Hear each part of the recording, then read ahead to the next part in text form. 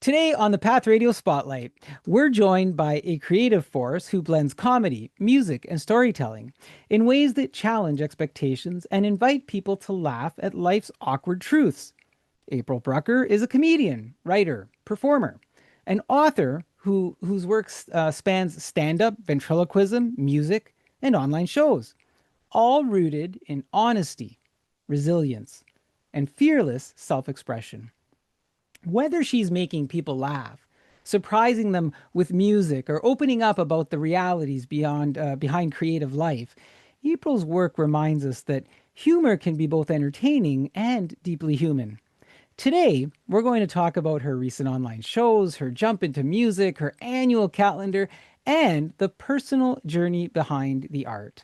I'm your host, Guido Piraino, welcoming April Brucker to the Path Radio Spotlight. April, I'm so pleased that we're finally able to schedule you here and get you on the show. How are you doing?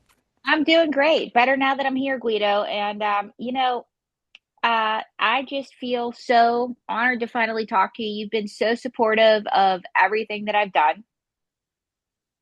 You make it easy, April. You entertain us, and you give us some hope sometimes on some dark days. And I'm hoping that we can explore some of that with you today. Now, speaking of hope, I believe you've been performing in Las Vegas, and we'll get to more of that in a bit. Is that where you're making your home as well these days, or is it a Yes, go in between? Las Vegas, and I'm hoping to tour some more. I've been grateful and blessed to be getting some exposure around the globe. Not only your wonderful radio station, The Path in Toronto, I believe, but also a lot of support from people in the UK. I've been getting, I was just in this past week with my puppets, Closer Magazine, and 2 weeks before. That's Life! Exclamation point magazine. So if you were shopping in the UK, you may have seen me when you were checking out. That's awesome. Front cover? Yeah, front cover. I was just on front cover of Closer magazine with Kate Middleton, as a matter of fact. Wild. I know. I know. And she's like, "What?" Like she's probably calling her agent like, "I'm on the front cover with the puppet girl." Like, "What?" Did you get called that, the puppet girl? Yeah, the puppet girl, and somebody else recently called me that puppet lady. So I guess I'm getting old. I think you got a long way to go based on our earlier conversation. Look, you have roots in Pennsylvania or New York. Is that right? Pittsburgh initially, that's where I grew up, and then I lived in New York City, and now I'm in Las Vegas. So, for those of you that don't know the United States, New York City and Pittsburgh are East Coast. Nevada is West Coast. The United States is big, but then again, so is Canada. So, So look, what's one of your favorite parts of being in Las Vegas? oh gosh, the warm weather, the happy people that say hi to you all the time, the crazy, and also you just get the strip. The strip is like the Wizard of Oz in a way. You go to the strip, and there's all this hubbub, and there's all this, and right now I'm working with the Ink Spots, and Mae Wilson and I did a song with them called That's the Way It Is. And so, you'll perform with folks like the Ink Spots on the strip, like legends, like the world famous ink spots. But then you go home to your house where you have a house, you have neighbors, you go to the supermarket. Yeah, the supermarkets have slot machines. So you're still in Las Vegas. But people go to school and it's like this nice life. I live in a community with a pool and neighbors that, like me. I'm trying to picture the grocery store and slot machines in the grocery store. Yes, slot machines in the grocery store. Like, do people play them? They play. And it's the craziest thing. When I got out here, I was like, oh, this is a supermarket. Wait a minute, that's a slot parlor in there. That's wild. I don't know. I don't know if I could. I would. It would be interesting, I guess. Every once in a while, maybe drop a quarter or something, see what happens. Get your groceries paid for. Hey, people do it. I mean, I've gambled. I've won some jackpots, not big ones, but I've won somewhere. It's like, oh, I'm gonna pay a few bills. Maybe I'll get my hair done, but nothing like huge. Like there are people that win huge ones. But I've won a few, but not huge ones, you know? So look, you mentioned Pittsburgh and is Bethel Park, was that where you were originally from? Yes, Bethel Park is where I'm originally from. So tell me, what creatively influences a gal from Bethel Park, Pennsylvania? What moment you know do you resonate with that with everything that you do now?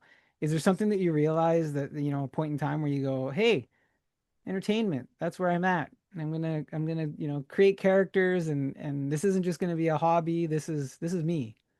Well, I always had this crazy overactive imagination and it always got me in trouble. I had a second grade teacher who was just particularly um, like I had a teacher back in the day, maybe not second grade, I don't know, who just didn't like it. But then I had some teachers that loved it. I was always writing, I was always doing stuff. But when I was 13, and I grew up without cable, by the way, because I was winning. Uh, and my parents were teachers, and they said, if you live here, you're going to be a thinker. Look at how that turned out.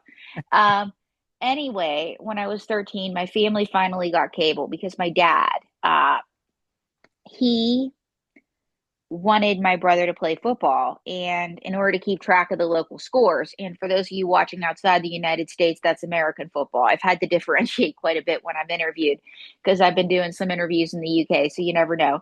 Because they call soccer football. Who would have thunk it? That makes more sense, actually. But anyway, American Canadian football, pigskin football. My brother was playing pigskin football. And anyway, long story short, we wanted the local scores. So my dad wanted the sports channel, but when you get one channel, you got to get 40. So after fighting with the cable company for an hour, but I only want one, you got to get 40. We finally got cable. So fast forward, my family members and I are watching the cable one night after one of my brother's football games. My dad now has 40 more channels of commercials that he hates. Oh my God, you should have heard him. And anyway, long story short, he changes the channel and flips to an Edgar Bergen TV special. And Edgar Bergen, for those of you that don't know, is a very famous ventriloquist. And my family members all tried to talk like the ventriloquists. And, Jeff Dunham was on there, Ron Lucas. And because I had my great grandmother's sideways Irish smile, April was the only one that could do it. Is that right, Mr. Hand? Yes. So, that Christmas, what happened, Mr. Hand? April's mother got her a Groucho Marx figure under the tree. Gotta get out of here because you don't do coconut nudity on the show, and I am naked. Thank you, Mr. Hand. So that's how I got into it. But then it just kind of spun. I hosted shows on local television where I interviewed people. I'm not quite as good as you are, but I tried. And I read bedtime stories with my puppets to children. I sent my tapes throughout the world. I worked really hard. I got to NYU. I moved to New York, and I just kept going. That's incredible. I Thank you. That's probably the first story that I've heard where cable made such a big difference in somebody's life. Where cable did something positive. It's the first Yeah. and only story. Because the week before all that, somebody's like, Leonardo DiCaprio's so cute. And I said, who's that? And it made me really popular with my classmates. That's wild. Yes. Leo. If you hear Leo. that, Leo, um, Hey, I'm a little too old for him now. I'm too old for you now, Leo. okay, so you've mentioned your puppets, you introduced us to Mr. Hand. Let's talk a little bit about that. How do they get born? Where do they get their personality and who makes them? Oh gosh, how do they get born? Sometimes it's an idea I get in my head. Sometimes it's somebody that I meet that has to be immortalized. For instance, Mae Wilson, and you can currently hear her on the Path Radio with the world famous Ink Spot singing "That's the Way It Is." It's streaming worldwide, people, on all major platforms. Plug. May wanted me to plug it. She'll be here later. Plug.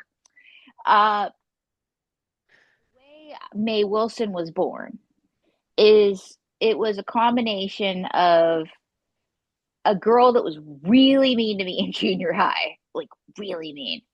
And do you guys have junior high in Canada? No, they go up to grade elementary school and then high school. Well, it's like, those 13, 14, 15-year-old years, whatever they are. Yeah, She was yeah. Grade re nine, grade 10. Okay. Yeah. yeah, really just rotten to me, horrid. Hmm. And every day she used to get her friends to sing, April's got no friends, April's got no friends. Oh, and she never let me live it down that I didn't have cable. So it's a combination her, but also this other girl, and I'll say her name, Erin Kelly, because she's one of my friends. I love her. She was a cheerleader, drove a red convertible, and her dream in life was to marry a rich doctor. But everybody loved Erin, and her group was the Eras, and you were Era one, Era two, Era three. But eventually there were more Eras than anybody could count. But she just loved everybody, and everybody loved her, and she just drove this red car everywhere. I mean, what was there not to like about this girl? And so I just put their personalities together and I said, this is May Wilson. Wow. And so May is born, and is she, you've talked about friends. Is she the most important friend that you have now on stage when you do your ventriloquism, or? All my friends are important. I have President Tramp, who obviously I bring out, and he's my most controversial friend. Hmm. Um, he's been punched. I was marching with the RNC. I was actually protesting him, and I had him with me in Milwaukee, and we actually had to hire a bodyguard for the puppet. Wow. So when people say, "Is your daughter a famous ventriloquist?" My mom says, "Well, my daughter's not famous, but her puppet's so famous that her puppet had a bodyguard." Yeah, and so he's my most controversial friend, but he was inspired by He Who Shall Not Be Named because he trademarked his name. So I had to change the name and I made him Tramp, like a fop or a folly, like a fool. So Right. Yeah. everybody could laugh at him. But the crazy thing about being in Milwaukee was the assassination attempt happened obviously the day Mm. before. And it happened in Butler County, which was literally an hour where I grew up. And I knew the Butler Fairgrounds. I'd been there as a kid. So when we got the news, we were all like, oh my God, that's my backyard. And I said to my manager, I said, wouldn't that be wild? Because my first fear was the shooter was one of my family members. I'm like, please God, don't let it be a cousin. Um, because you never know. In a big family, it's jail or jail. That's just the way it is. And or I was also like, it might be somebody that I went to high school with. Like I'm thinking, just my luck. Well, guess what? The shooter was from my hometown. The next day he says, guess where the shooter's from? Bethel Park. I'm like, you're kidding. Nope. He was from Bethel Park. The news vans descended. And it was a big conversation of whether or not to do the routine, whether or not to bring out the puppet.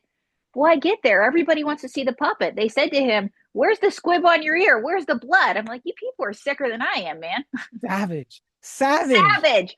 And Wow. so then I put the bandage on his ear, and a lot of people liked the bandage. The people that didn't like the president liked the bandage. The people that liked the president liked the bandage. Some of them were even wearing a bandage themselves. I was like, you people are insane.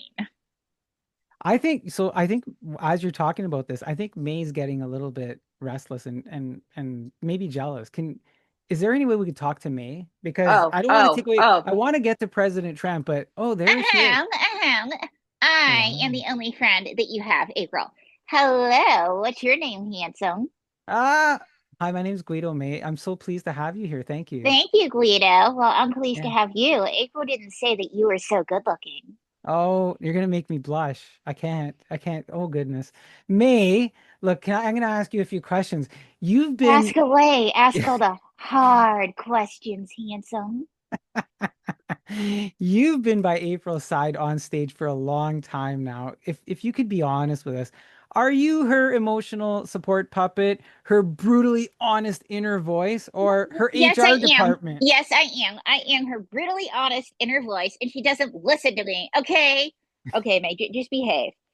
A few years ago, April met this loser who proposed to her on the third date. Red flag. Okay, May, I said yes. You don't have to bring that up. He said it's me or the puppets. Well, I chose him because I thought being a ventriloquist is nice, but being a wife is nicer. And I know you're still a little salty that I put you under the bed. A little salty? I was collecting bugs, and not the fun kind like Kim Kardashian has, okay? So, anyway, after about a year, the relationship got bad. No kidding. And I brought May out and I said, May, I miss you. What should I do? I said, hey, girl, tell him that you've chosen. So we went to the kitchen. And anyway, long story short, I had May on my arm. And May, what did you say? I said, sayonara, sucker. April's chosen. Yeah, he got dumped with a puppet on his arm. But May and I, we were performing in Williamsburg because we decided after that we were gonna, I was gonna do this ventriloquism thing for real. I was already fabulous. April needed to commit. Okay, this is where we're at. I'm always 110%. She's 10%. Easy, May. Okay, easy. So we're street performing, and this attractive man comes up to us with a camera and says, "Can I take your photo?" And I said, "Of course, big boy." And anyway, he took our picture and I told him about my ex fiance, like a stable human being. Okay, May, stop it. And he said, my girlfriend doesn't always understand my camera. And so I fell apart when he said girlfriend, but it made me try harder than ever, because I don't let the little things like a girlfriend or wife stop me. Okay, May. So anyway, year later, we get a call, ring a ding ding. Hi, this is My Strange Addiction. The the boyfriend of one of our casting assistants took your photo a year ago in Williamsburg. Is it true you left your fiance for your puppets? I said, well, the relationship had other problems. Well, April wanted to talk us out of it, so I got the phone and I said, listen, it's completely true. Where do you need me? I will be right there. And the rest is history. May you deserve your own show. You do. Like Tell me complete. about it. Tell me. I make this whole thing look good, don't I, Guido? See, I was gonna say April gets the applause, the interviews, the spotlight. Does it bother you? And are you waiting for your solo career to take off now? Listen, the way things have been going, I have been the only one getting April anything. You see, the Daily Star called in the UK and they said, can we talk to Mae Wilson? I said, I'm right there. Let's see, what's that other magazine? That's Life. Called me and said, can we speak to Mae Wilson? And I said, absolutely. And then the Closer magazine called and they said, is Mae Wilson available? I said, I'm right there. Never once did they say, is April Brucker available? It's Mae Wilson, Mae Wilson, Mae Wilson. May, May, May. I even have my own day. May Day. Well, mate, you certainly seem in tune with the audiences and with what's going on. And the audiences do love you. It seems because you seem willing to say things that some people won't. What's the one truth about humans that you think they're still not ready to hear? Well, April and I have a Christmas song. What's it called? Merry Christmas. I'm so glad I didn't marry you. And from what I understand, Guido, you played the song 2 Christmases in a row. Mwah. But the truth that they're not ready to hear is, guess what? You're all bullets that we've dodged, number one and number two. None of you guys can handle a stuffed and unstrung girl such as myself. But May, but I think, with all the media exposure you've gotten over the years, we were in the UK Daily Mail, where we went viral from England to Iceland, Italy, Russia, China, India, Ghana to Nigeria to Kenya, Indonesia to Australia to Singapore, Ghana to Nigeria to Kenya. Where else? Bolivia to Brazil to Guatemala. That's right. I am the celebrity in Guatemala. And the headline read as follows: ventriloquist who splashes out 20 grand a year on her puppets that even have their own bedroom dumps her fiance after he says it's them or me. But this is where we're going with that. You see, April thinks all these guys that write to her from prison, yeah, and I've gotten fan mail from prison, they think these guys want to talk to her. They really want to talk to me. All these guys want to talk to me, and that's the other uncomfortable truth. April thinks they're into her, but they're really into me. You see, I will win every time because April, I can do things that you can never. Okay, he wants to stay on the air, May. Let's not go there. May, you're like Johnny Cash. You've been everywhere, man. Yes, I have. I've been everywhere except Johnny Cash. That would be a little weird if I got with Johnny Cash, seeing that he's dead. Well, speaking of life advice and Johnny Cash and all that, you've seen April's life up close. if someone asked you for relationship advice, would you say follow your heart or run and don't look back? This is the relationship advice I give. Follow the money. It's Las Vegas, baby. Follow the money. But what about your heart, May? Money can't buy you love.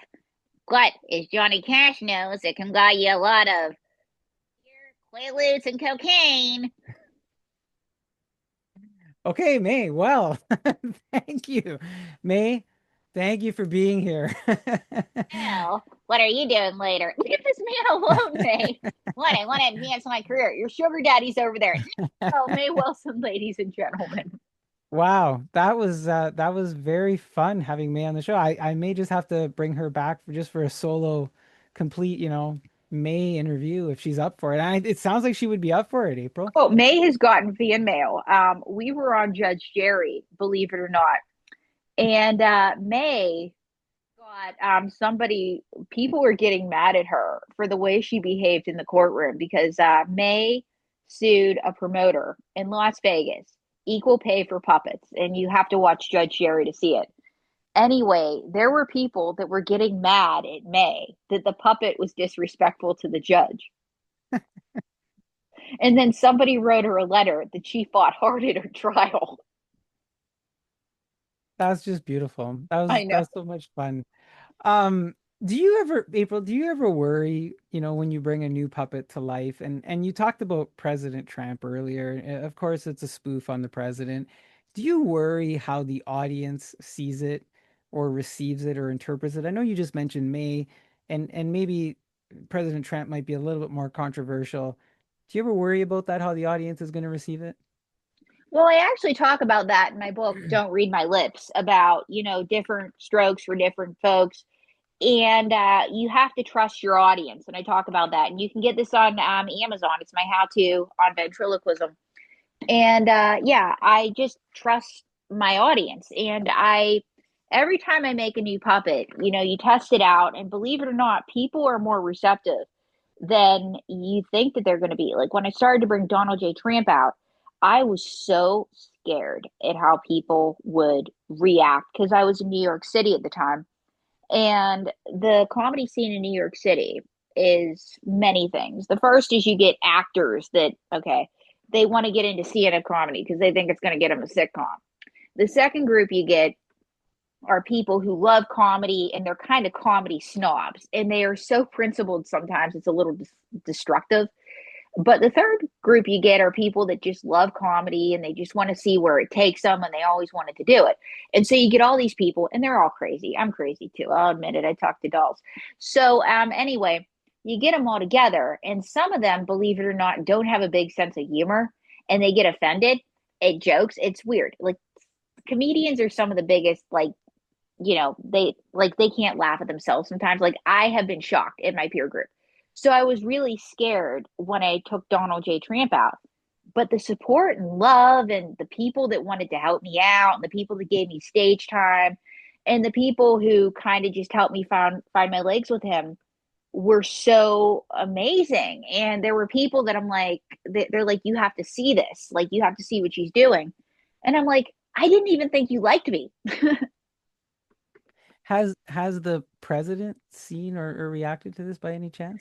As far as I know, he has not seen this, but interestingly enough, I don't know if you know who Roger Stone is because you're outside the United States. I mean, you know some of what we're doing, but not. Roger Stone saw Mae Wilson years ago and is a huge Mae Wilson fan. Saw this initially when he started working for Trump because I met him through my friend Frank Morano. Thought it was funny, but and he thinks it's funny. But anyway, I don't know if the president himself has seen it, but some of the Trump supporters have seen this, and they go one of two ways. One, they think it's funny because I also have a Biden time puppet and I roast everyone. I'm an equal opportunity offender. I do not care. I'll admit it. I swing to the left, but we can be stupid too. All right. Stupidity is like nobody's immune. I can be an idiot myself. But I'll say it. I have days where I chew pebbles and I wonder why they're crunchy. But then I have days where I'm like, aha, and then I spill coffee on myself. But there have been people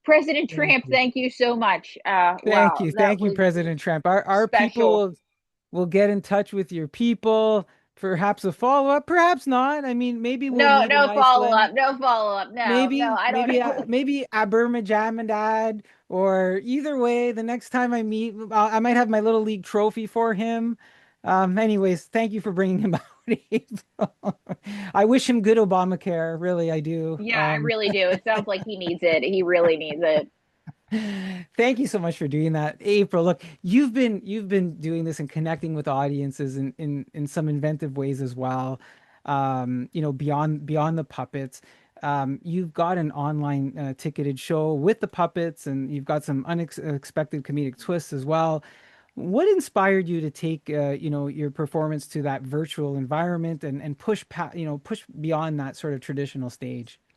Well, what inspired me was I was doing a show in Las Vegas, and I'd wanted to do a television special, and I thought, and I'd been a huge fan of the Muppets, and I thought, what better way to pay homage to the Muppets and do this special where I just want to get ready. And actually, the story behind that was I was at NYU and I had an acting teacher that was giving me a miserable time.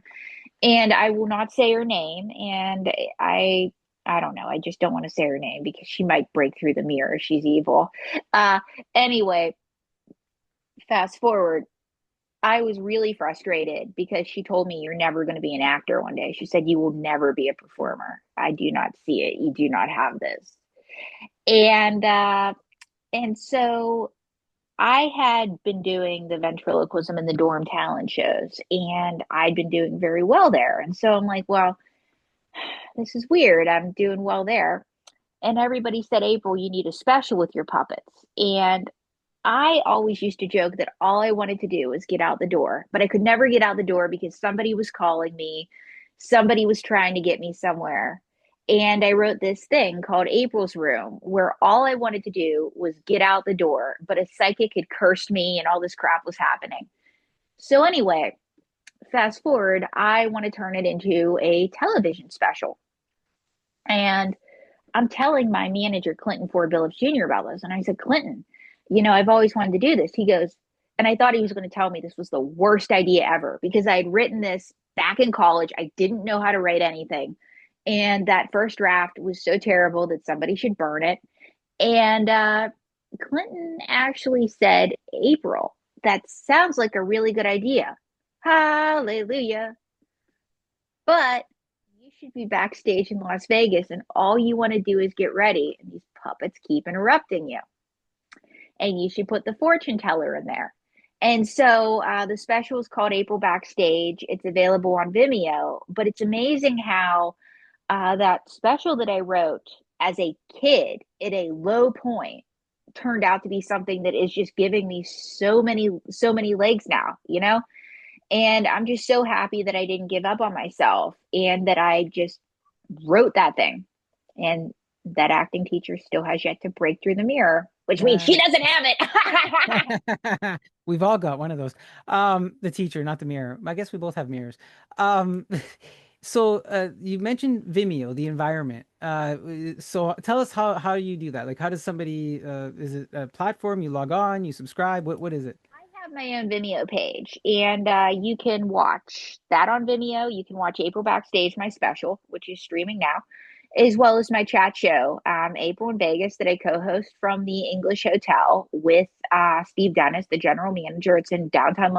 It's actually in the Las Vegas Arts District. It's this historic district, and it has a great restaurant, great hotel, and it's a non-gaming hotel for people that don't want to game in town.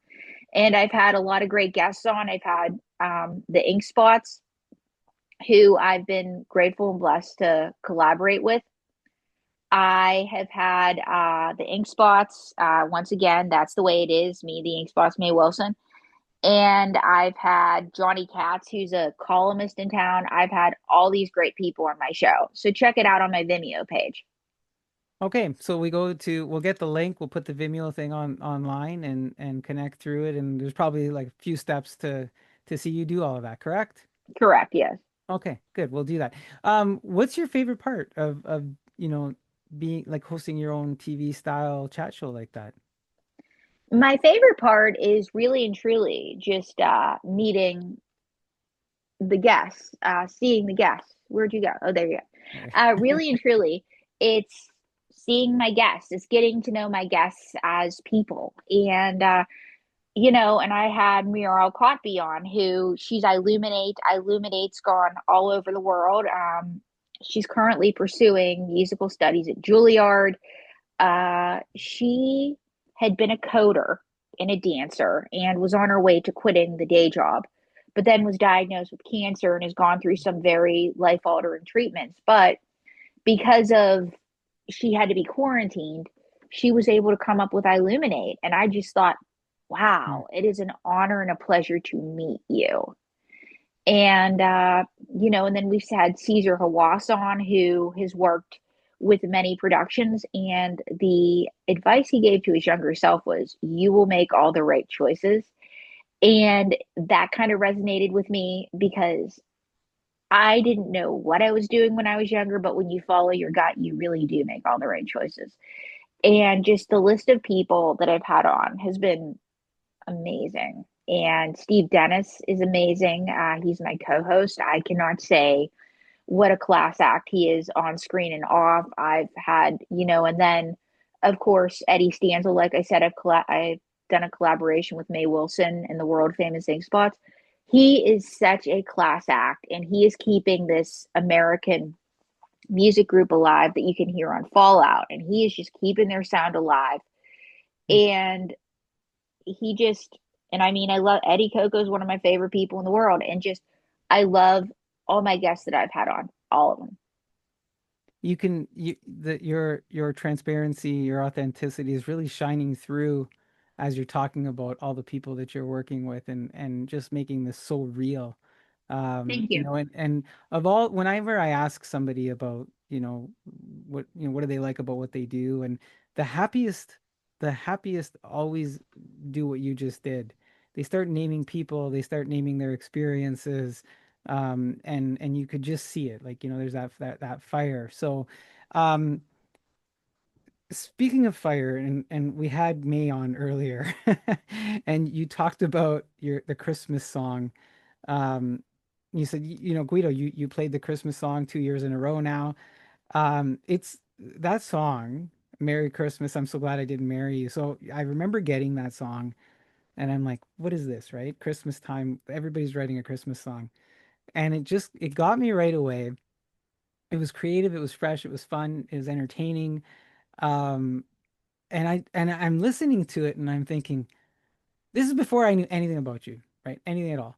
I'm like, is this a true song? Is, is there truth to this song? And so, based on what I heard earlier, is that the song? That's the relationship? Is that the connection? Yes, Yeah. yes. And the way I came to write that song was Costas Dino, who's also one of my favorite people in the world. Uh, I met him, and he says to me, April, you should write. And actually, this is two parts. I was talking to my manager, Clinton Billups, and I was talking about how much I hate Christmas because when Thanksgiving comes, it's the Christmas music and it's the most wonderful time of the year. And you just want to scream every time you hear Christmas music. And you know what he says to me? He says, darling. Okay, he doesn't really talk like that, but managers always talk like that in the mind of talent. He said, darling, you should write a Christmas song. That way you always work. Toots. Okay, he didn't really say that, but it's just funnier when I tell it that way. And I said, okay. I said, if I write a Christmas song, I can cash in forever. And I know Steve March Torme, who's Mel Torme's son, and Mel Torme wrote the Christmas song, Chestnuts. And even years later, you hear about it, right? And he's long dead. And so, anyway, and how many people have re-recorded it? So Costas Dino, who's a Grammy-nominated producer, and he's worked with a lot of Latin artists, he says, you should do a Christmas song with one of your puppets. And I said, are you out of your mind? And so, anyway, I thought about it and I thought, I have this story because My Strange Addiction, the show that I was on, is actually streaming on Paramount Plus right now. So, a whole new generation is seeing it. And my puppets and I are the poster children, which It's crazy because people will send me screenshots of it and I'm there with my puppets and I'm like, ooh, okay. So we're streaming everywhere. And I thought, that would be great to do a Christmas song with May. And so I did this Christmas song with May. And as I'm doing it, I'm thinking, what the heck have I done? Like, what am I doing? But I sent it out, and the reaction that I got was so positive. It's a great song. It's fun and it's funny and I love it. And it's just Merry Christmas. I'm so glad I didn't marry. It just the juxtaposition of those two things together. Um, we were up in so this year, the year before, the first year that you put it out, we were up in Sault Ste. Marie, and Mhm. we were playing Christmas songs. I was in the car with the kids, and I was playing your song, and we were just all started laughing and singing along, and they were like, "Who is this?" And so then I'm kind of explaining things. So I almost want to play it throughout the year, but everybody's like, "It's not good. It's a Christmas song." But anyways, you gave us something else because now we have another song, and you mentioned the world famous Ink Spots. That's the way it is. Now, this song, it puts a modern twist on a classic sound, and we've been playing it on the Path Radio. Thank you. Um, when you write or you perform your music, uh, and I mean you're a couple of songs into this, are you gonna keep, first of all, are you gonna keep going? Like, are we gonna get more? Yes. We are. Yes, we will. Because Okay. I actually, this is the weird thing. Music and I have this strange relationship. I always say music is like the boy that I liked as a teenager that I dated one summer, even though I wasn't allowed to have boyfriends. He was that boy. But we both, went to college in different places, and he married somebody else who I don't know. He could do better, but whatever. Um, anyway, um, he then one day he friends me on Facebook and I'm happy. That's the relationship I have with music. Or he sends me a because in high school, if you would have said, April, you're gonna do the musicals, I would have said, are you out of your mind? I don't sing. But I ended up being the Wicked Witch of the West. I'm good at the laugh. Um, and anyway, yeah, they when they heard me laugh, they're like, she's our witch. She can break a microphone. But anyway, I ended up singing the jitterbug in that show, even though I was scared to death to sing. But I ended up doing okay with it, but I really had to work at it. And the young lady that was Dorothy, because I had to read music and I was terrible, she says to me, April, I'm going to teach you how to read music. I'm like, the Beatles don't know how to read music. She goes, that's the Beatles. You're April Brucker. You're going to learn and I'm going to teach you. So, anyway, I read some music, did that. And then when I was out of college, in college, I learned how to sing on standards. And so this is why I'm attracted to the Ink Spots music is I had a singing teacher who insisted we learn to sing on standards instead of the Broadway songs, which I think are great, but they're not a great way to learn how to sing. I think everybody should learn on standards. I'm kind of a snob like that. But I love you, G and Eric Douglas. You made me want to sing. And so then after college, I had to, get a job. And once I decided I was going to do this for real, and I became a singing telegrammer and I sang every day. And so this was always something that I did. And so while I had never put out a record of my own with May, I was like, well, I've always been kind of music adjacent in a strange way. So I'm absolutely going to keep going and I hope to collaborate with more and more people. And there's just so much great talent out there. And with music, it's like it's this art form where the talent is so undeniable. Like I've been on some lineups just with some A plus people who when I hear them, I'm like, oh my God. Are we going to get just April, or will it always be a collaboration with April and her friends? I'm not sure yet. Maybe. Stay tuned. That's all I'm going to say. Maybe you're going to get a combination. April and her friends. April, Dave Seville always had Alvin and the Chipmunks. That was always a collab. So we'll see. But I just feel like this whole world has opened for me. And I say, let's just see where it goes. I'm hoping we get. I would like to hear just April. There's elements of the songs and it would be interesting. I'm putting my request in. Just for April. just April. Yeah. Well, I tinkered around in my back in the day with some stuff, and I did some stuff as just April, which that was kind of interesting. I'm not a singer, but I sang because, people were like, "Oh, you're starting to get out there. You should do Yeah. music." And that was the other thing is when I was on TLC, people were like, "You should do music." And I was like, "What?" Well, April, it's always interesting because, when we think, and you said I'm not a singer, but it's always interesting, through shows that we see on TV, like, American Idol and all these other ones, we feel that singers have to be these large voices, these emoting voices, these, and then yet I'm either gonna get Taylor Swift fans that are gonna love me or hate me for saying this, but you hear Taylor and she just sings. She doesn't sing sometimes. She just sings. She just sings, absolutely, Yeah, yes. yeah. Yeah, So and that that's and what I'm saying. Like sometimes there's that whole perception. Um, Look, as we explore, more potential music from you or learn about your upcoming shows, I think it would be extra special if we had a way to record it as a reminder that, uh, you know, your things are up and coming, and you've provided us a way for us to do that because you have a calendar. You have a 2026 calendar for fans. yes, 2026 calendar. It's available on Lulu. I also sell autograph versions, and I also have a digital version if you don't want your wife to find out. A digital version? No And I'm way. not, and I'm not just talking to, I'm talking to any guy. If they don't want to get caught, I have a digital version, and yeah. And so I have a calendar as part of my merch. My mother doesn't like it, but what are you gonna do? Come say, come Uh-oh. stop. Does she like get to be part of it? Like does she have to get to proofread it before you publish it or And anything? Or no, no, no? she's like, nah, I'm her baby. I love my mom, but I'm her baby. Is there a calendar month or photo that really stands out to you on that calendar? Like is there a particular month? Oh gosh, April's my favorite photo of me ever.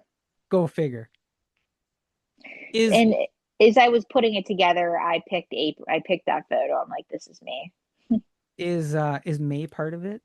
No, May is not part of the calendar. She's a little salty about it, but what are you gonna do? She's gonna want her own.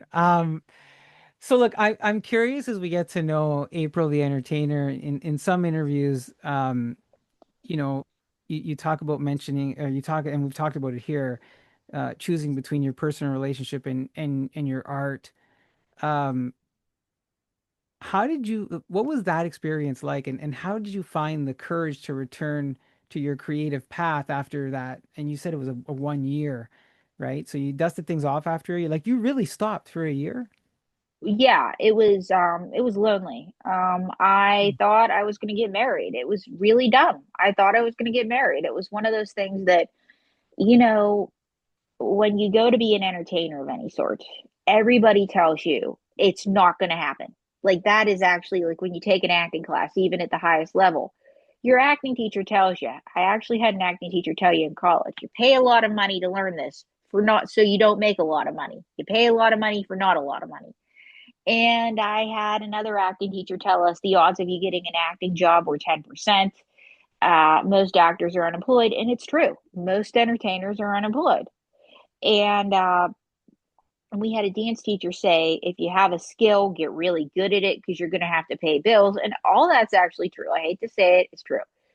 So you're told this will not happen for you. And the sad thing is that a lot of people that I started out with, went to acting school with, they're not anywhere near the industry anymore. And they're all creative and lovely people, but a lot of them are not near it. And even in the big programs, like because it's a hard life, I'll say it. I like my life, but I know my life is not for everyone. But that being said, when I met my former fiance, I thought, this is a stretch. This dream of mine is a stretch. I had it as a kid, but now maybe it's time to grow up and get married and have a family and I just put it aside but shocker, he was not a nice guy. And that's the thing is he was not a nice guy. And I was miserable. And I just remember I wasn't eating, wasn't sleeping. My hair was falling out. I just was like, what's going to make me happy? Because I feel like I want to jump off a bridge. What is going to make me happy? So that's when I looked under the bed and there was May. And I did dump him with May on my arm. And he still hasn't recovered, and I don't care. But the thing is that it was just like, as the relationship went on, I'm like, what am I doing with him? He's a loser. Wow. I think I know And where Meg gets it from. oh, yeah. Well, but here's the thing, it's like, but it was a hard choice. And when it happened, I couldn't even believe I did it. Hmm. And I was like, I'm alone now. And it's a really scary thing because as a guy, guys, it's like you're a stud. You can always get a girl. But everybody tells you how lucky you are to have a boyfriend. And so then when suddenly you're alone and the wedding's off and it's just you, it's like everybody tells you, there were people who didn't like him who were glad he was gone.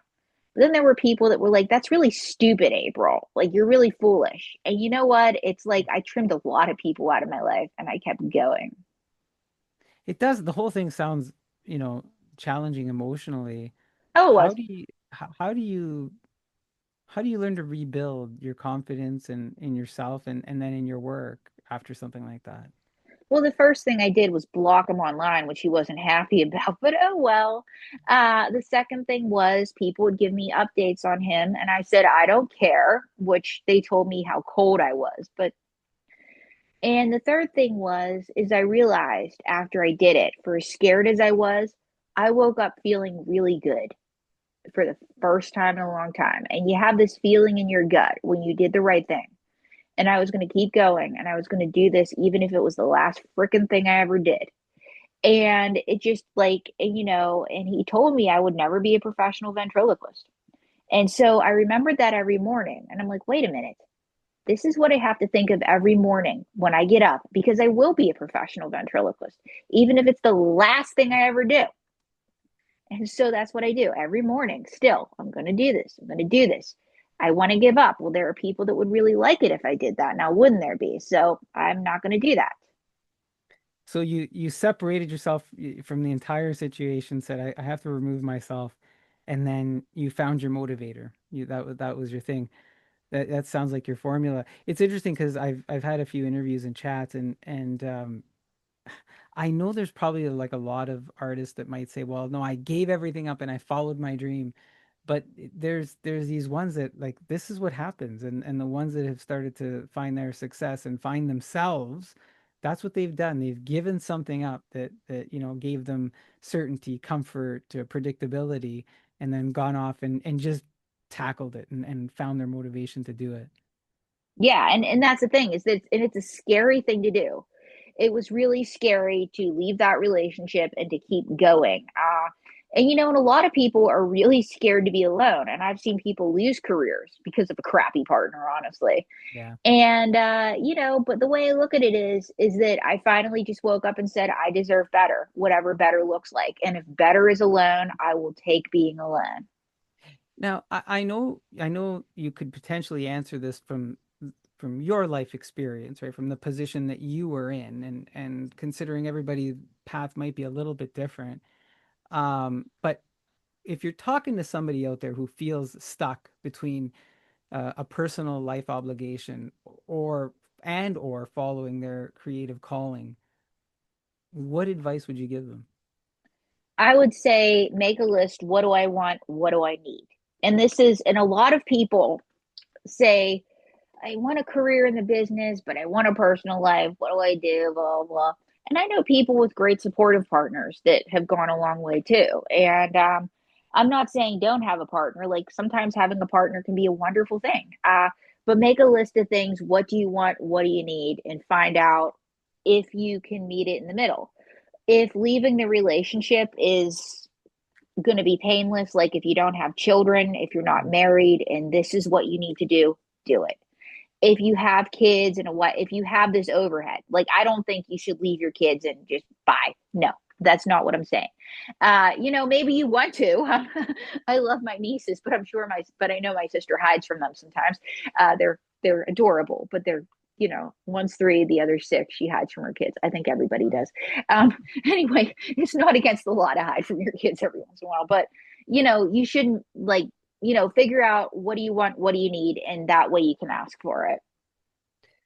You've, if I can connect this through, you've spoken about staying connected to real life. You talked about your relationships with your mom, and you mentioned your mom earlier. Oh yeah, I talk to my mom every day. Your Yeah. your dog as well. Now, uh, while you're building this sort of unpredictable, predictable entertainment career, is there a secret sauce that you have on how you balance that personal life with all of your public performance?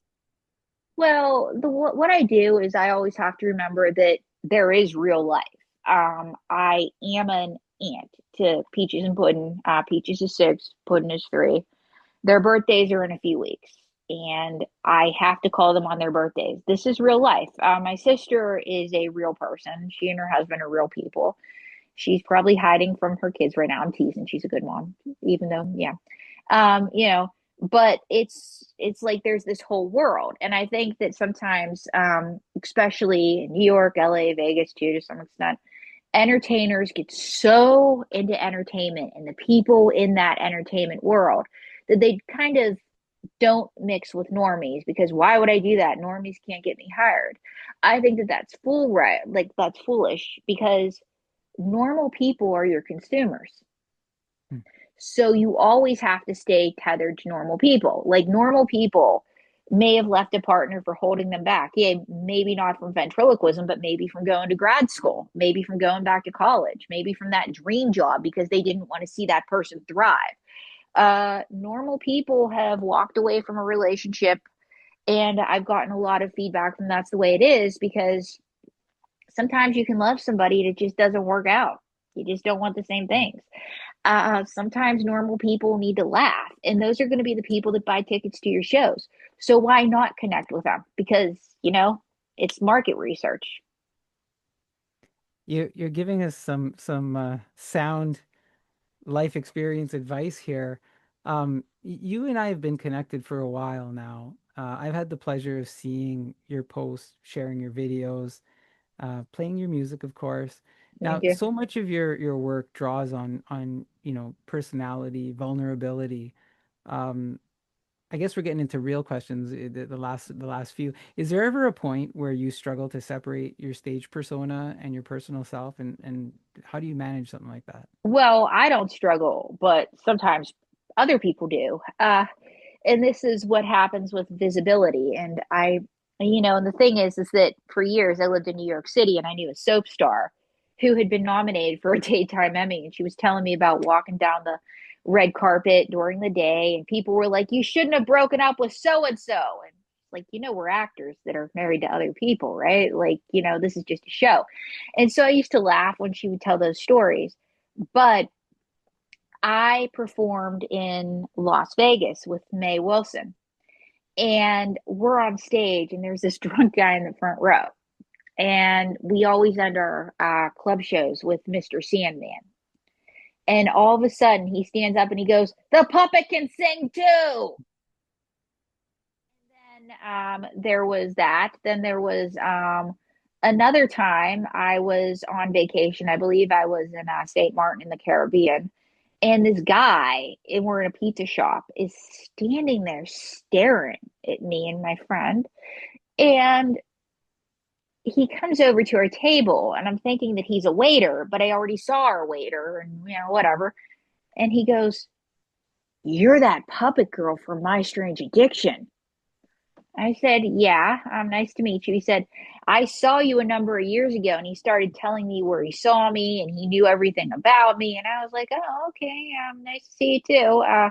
Then Hmm. I've had people write May letters. May's been propositioned for a threesome. I mean, me and like this goes on. Or sometimes, another time somebody came to the show specifically to see me and May because they had seen us on some television show, because May's the reason I have any sort of career, let's face it, and she'll tell you that. Uh, she was waiting for me in the parking lot. I'm going to my car, and she's just kind of there. And she says, "The reason May's so angry with you is you keep her in that suitcase. She's really pent up." I'm like, she's a puppet. And I said to Sean Cooper, who was in a number of shows in Las Vegas, I said, do they know that she's not real? And he says, April, this is Vegas. She's real. She is real to them. She's shopping at the supermarket right now, hitting that slot parlor. And She's that's when real. She yeah, that's when is. I got scared of for humanity completely. But Oh, that's awesome. May, you're real. I believed you when you said I was cute. Um, look, looking ahead, what's next? What's going on with April next performance calendar? Any shows, recordings? I know I tried to, pull from you more music, but anything more in the works? recordings. Stay tuned. Yeah. I'm also workshopping a resident show called Dummies After Dark here in Las Vegas. Stay tuned. And I'm trying to tour more, so stay tuned. And if you haven't already done so, check out my Vimeo page, April Backstage, and April in Vegas. And that way you can see me in action. Maybe you should come north. Maybe you should come to Canada. Oh, I would love to come to Canada. As a matter of Yeah. fact, I did a show back in the day at Hospital for Sick Children. The folks Oh, in wow. Toronto might know it. And I actually have a cute story. I did a show, and there was a little boy named Oscar in a Batman costume who runs up on stage in the middle of my show and says, I'm Batman and I'm going to get the Joker. And so my puppet, Sweetie Pie, and she's the one that reads bedtime stories to children, she goes back and forth with Oscar. And everybody's laughing because Oscar is into this. This is real. And that's what it's like entertaining for children. This still works. And all of a sudden the nurses go, Oscar, it's time to fight crime. And he goes, I'm gonna get the Joker, and he runs off.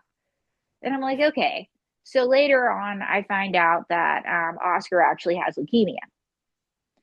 And fighting crime is what the doctors say, so he'll go to treatment. Wow. Yeah. That's a hard story, but an encouraging one. And yeah, geez, maybe coming back. That would be amazing. Doing the Oh, Sick I'd love Little that. I, Band I in love Canada. Toronto. I absolutely love Yeah. Toronto. Toronto is like New York City's cooler cousin. Go Canada. Sorry, I just needed to throw that in there.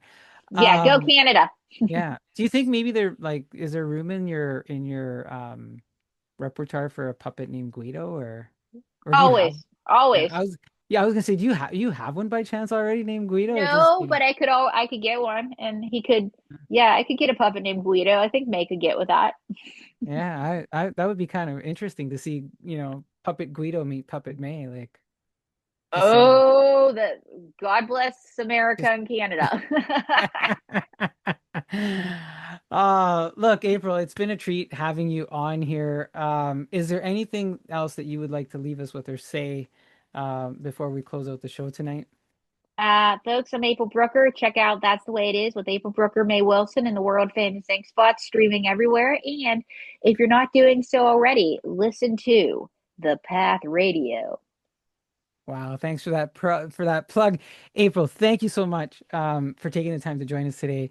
Your openness, your creativity, your willingness to let people see both the laughter and the journey behind it. It really means a lot. And I know our listeners will feel that way too. We've been speaking with April Brucker, a comedian, writer, performer, musician, ventriloquist, and proof that following your creative path, even when it's uncomfortable, can lead to something truly special. You can find April's online shows, music, including her holiday release, her 2026 calendar, everything that she's working on through the links that I'm going to provide in our show notes. And of course, we'll keep sharing her work right here on thepathradio.com. It has been a real pleasure to have you on the show, April, the Path Radio Spotlight, that is. Continued success with everything ahead. Thank you for being a part of our path, and hopefully you will return. For everyone listening, I'm Guido Piraino. Thanks for spending this time with us. We'll see you next time on the Path Radio Spotlight.